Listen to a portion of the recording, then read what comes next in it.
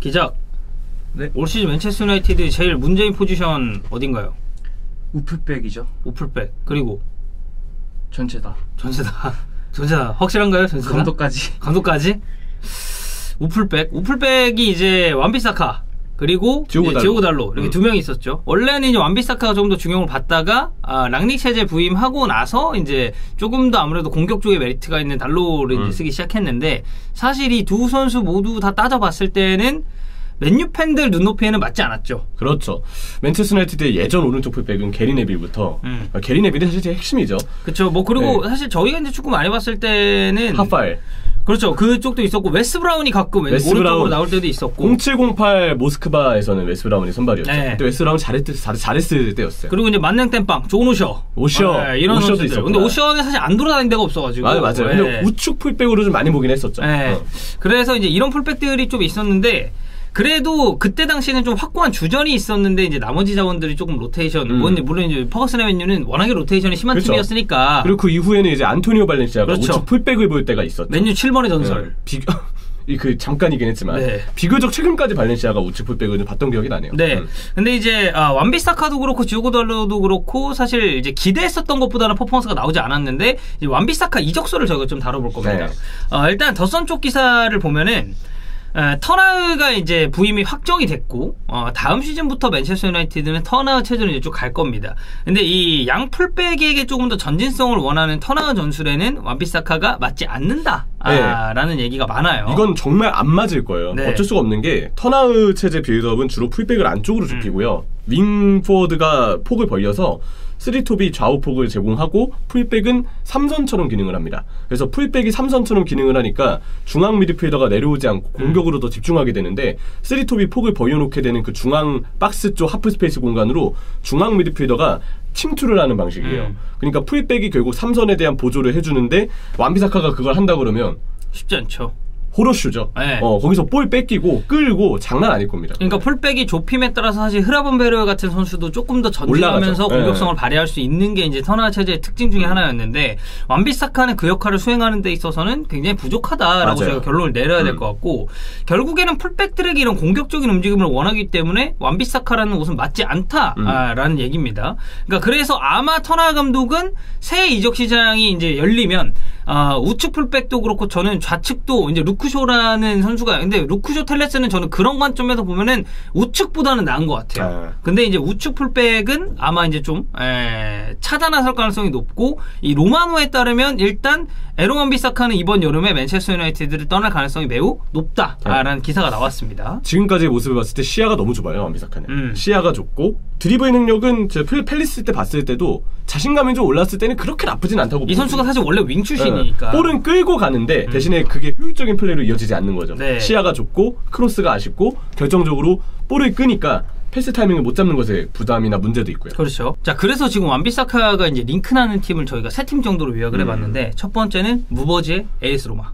무버지. 네. 그리고 두 번째는 신버지의 아틀레티코. 그리고 세 번째는 그 완방빵. 와. 나 여기 발음이 좀 안 되냐. 왕밤빵. 이분은 비버지 아닌가요? 비버지. 네, 비버지. 파버지. 파버지. 파버지 좋다. 파버지는 이제 그 파라티치가 있기 때문에. 파라티치. 비버지. 그럼 비버지로 합시다. 비버지. 그리고 크리스탈 팰리스. 이제 사실 크리스탈 팰리스 같은 경우는 완비사카의 또 친정이기도 하고. 그렇죠. 이 세 팀인데, 일단 AS 로마 같은 경우는 무리뉴 감독이 완비사카를 좀 원한다라고 합니다. 일단 이번 시즌에 타미가 로마로 가서 굉장히 잘했죠. 그렇죠. 지금 유로파 컨퍼런스 결승에 진출하는 데 있어서 타미 이브라임이 세운 공로가 굉장히 큽니다.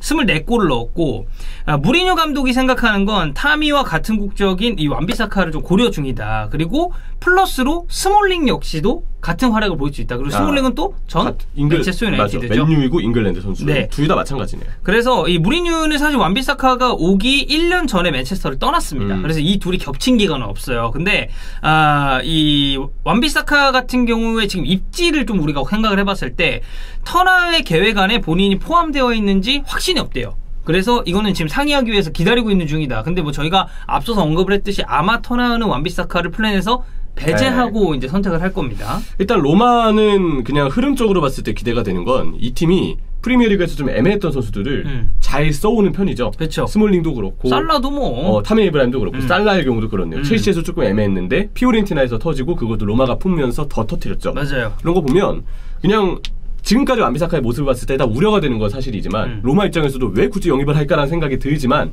그냥 흐름을 봤을 때 프리미어리그에서 조금 애매한 자원들이 이상하게 로마에서는 잘 살아나는 경우들이 있었다. 약간 재활공장장의 느낌도 들어서 그렇죠. 그러면 조금 흐름상 기대가 되는 포인트가 없진 않은 것도 같아요. 그러니까 형철이가 얘기했었던 그런 흐름, 그러니까 요즘 시대적인 흐름을 좀 놓고 보면은 약간 세리에가 프리미어리그나 라리가에서 약간 터지지 않았었던 그런 선수들이 갔을 때 오히려 이쪽에서 더 기량을 올려서 네. 돌아온다거나 아니면 여기서 이제 쭉 커리어를 이어가는 경우가 있으니까. 물론 반대의 경우도 많죠. 네. 반대의 경우도 있죠. 대표의 시는 뭐 사실 저는 로메로 루카쿠는 그렇네. 맨유에서는 저는 완전 실패라고 봤고, 네. 근데 인터밀란에서 정말 고점을 찍고, 근데 이제 첼시로 와서 사실 다시 잘 안 됐죠. 그렇죠. 요새 안 되긴 했지만 어쨌든 로마 입장에서는 이제 그런 측면도 아마 고려 대상은 될 것이다라고 생각을 해야 될 것 같습니다.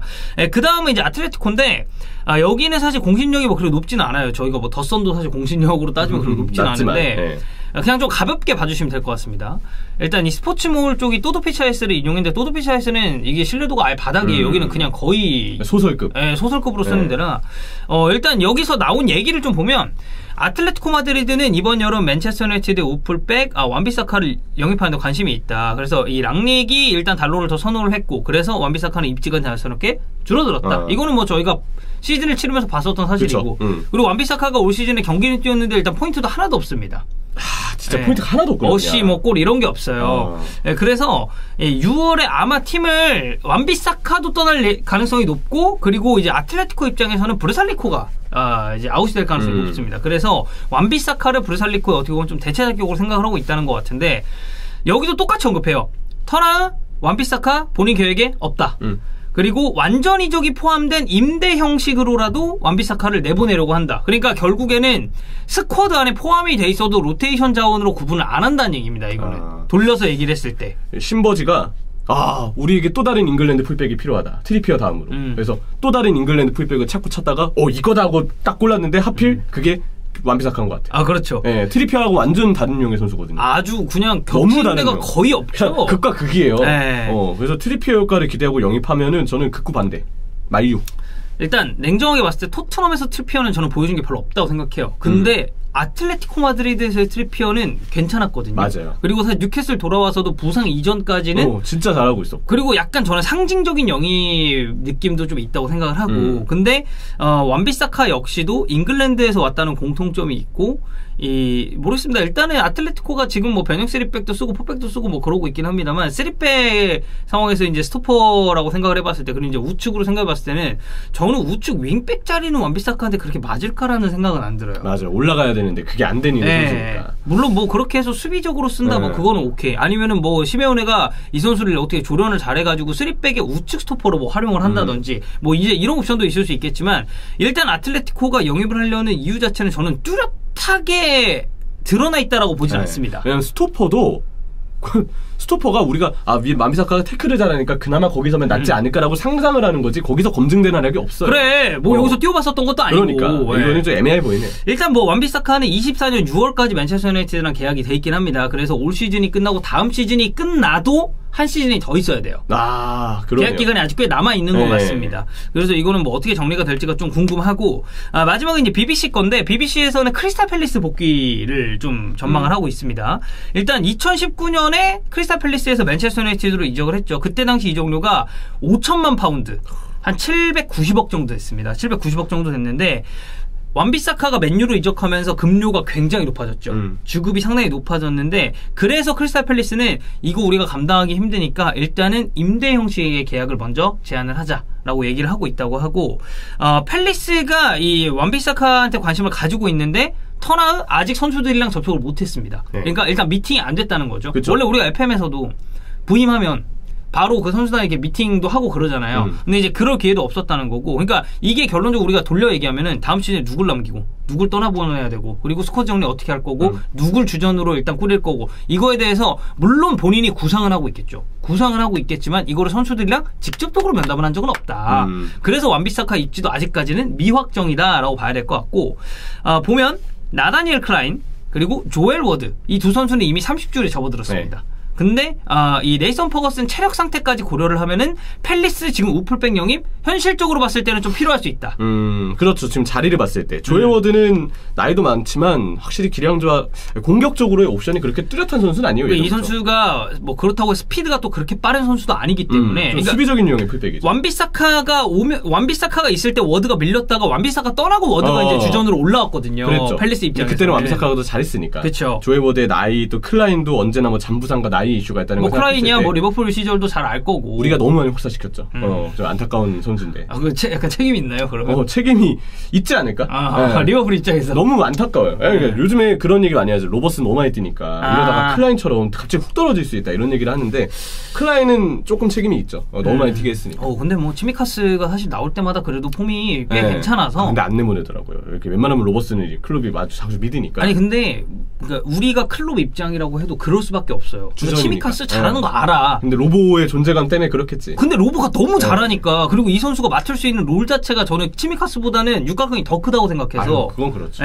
최근 경기들은 약간 패착이 좀 된 것 같고 토트넘전이나 이런 경기에서 팰리스는 확실히 지금 상황만 보면 이래서 영입하려고 하는 거구나라는 거는 좀 느껴져요. 대신에 비용을 최대한 줄이려고 할 것이고요. 그러면 만약에 완비사카가 오른쪽이면 왼쪽에 타이링 미첼까지 해서 팰리스 아카데미 출신의 두 선수가 그렇죠. 나란히 좌우 풀백을 그리는 그림도 계산해 볼 수 있겠네요. 그리고 만약 완비사카가 팰리스로 돌아갔을 때 예전 폼까지는 아니더라도 그에 어느 정도 준하는 기량을 보여준다면 풀백 포지션에 있어서는 팰리스가 굉장히 또 큰 메리트를 가져갈 수 있으니까. 그렇죠. 그래서 뭐 정리해보면 일단 크리스탈 팰리스는 유스 출신에 대한 메리트도 있고 좋은 기억도 있고 그래서 임대 형식 딜을 추진하려는 거 보이고 아틀레티코는 트리피어 이탈 그리고 이제 뭐 마리코스 요렌테가 우측으로 나왔다가 뭐 브루살리코 나왔다가 이제 이런 부분에 있어서 브루살리코가 이제 또 떠나는 게 확실시 되고 있다 보니 이 포지션에 대한 보강 로마 같은 경우는 앞서 언급했었던 이제 무리뉴가 또 직접 원하고 있다는 이 한 3가지 정도로 정리를 해볼 수 있을 것 같습니다.